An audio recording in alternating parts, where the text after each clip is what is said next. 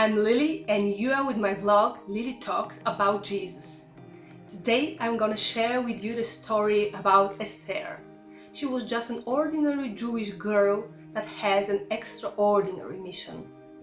She was living in the times when King Ahasuerus, the Persian king, was ruling over the land and Jewish people were under his authority. So the king decided to choose another wife because his previous wife was misbehaving. And he finally decided to pick up Esther because she has a lovely figure and she was beautiful. And most of all, her character was also amazing. Her gentle spirit conquered everybody in the palace and she was approved by all the people in the palace. But Esther didn't share that she is Jew with her husband. And King Ahasuerus was involved in a terrible carnal ploy by an enemy of the Jewish people, Haman. So the king signed up for actions. He signed a royal decree that was about to kill all Jewish people. And the Jewish nation was about to be destroyed. And here comes Mordecai. He was a cousin of Esther, but he was more like a father to her because he was taking care for the girl like his own daughter. So he goes straight to Esther and he told her some very important things that I want to share with you also. Here in our Bibles, in the Book of Esther.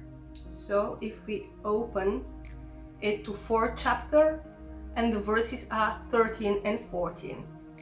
And Mordecai told them to answer Esther, "Do not think in your heart that you will escape in the king's palace and more than all the other Jews. For if you remain completely silent at this time, relief and deliverance will arise for the Jews from another place, but you and your father's house will perish.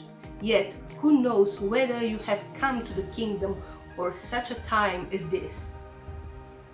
That are some very wise words by a very wise man.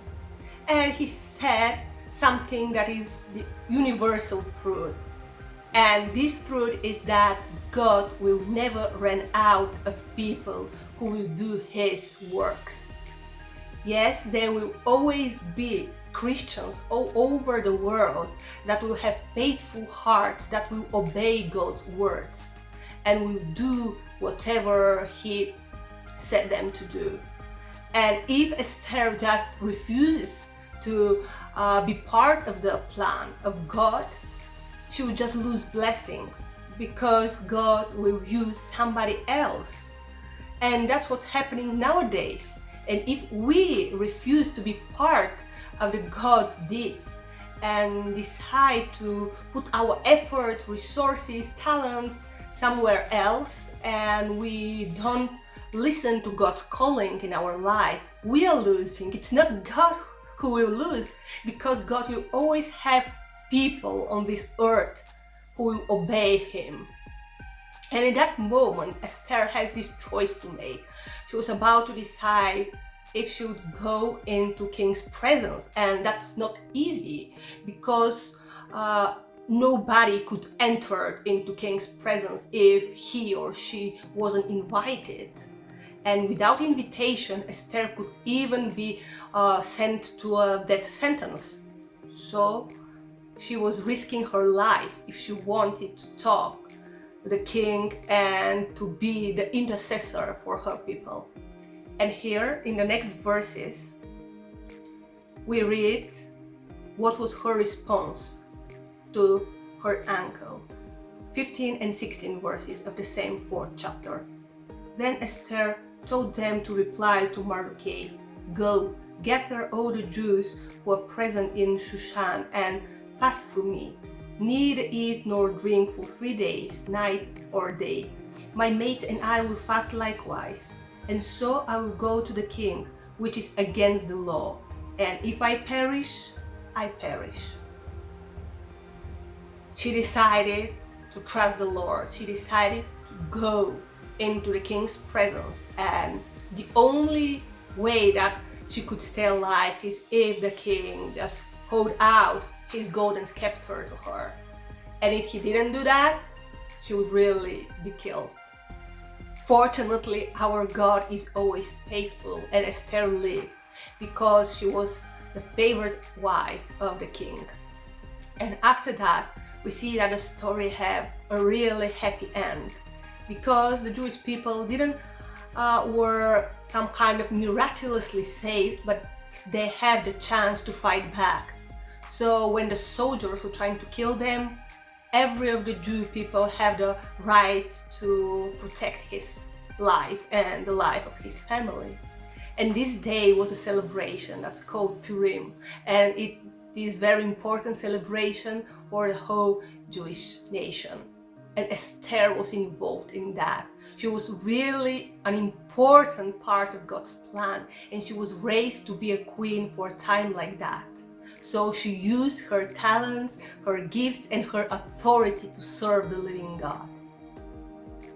That's why I want to ask some very nice and thought-provoking questions.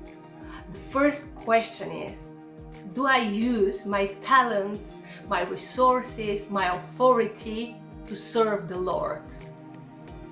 Do I use everything that God invested in me just to continue to be His disciple and to work for Him, to serve Him, to love people, to love the church, to share the gospel, to stand for what I believe, even when all people around me are against? And the second question is, do I believe that God has prepared me for time like this? Yes, we're living in a very dramatic times, in the last days, where being Christian is so controversial. We have so many people who dislike us just because we are Christians, and sometimes it's really challenging to stand for our beliefs. And can I do that? Do I believe that it's God's plan for me to be here in this time, so I can take the lead, so I can make the difference, so I can be the intercessor if needed, just because God wants to use me right now, right here? And the last question is, do I step back from God's responsibilities just because of fear or embarrassment?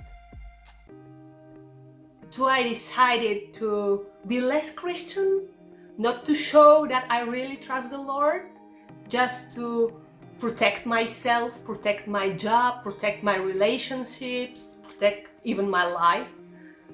Are there circumstances that make me step back from what I believe and turn to hypocrisy? That are some very important questions that I'm asking myself, and I want to share with you. So I hope you are enjoying them. If you like my channel, please subscribe.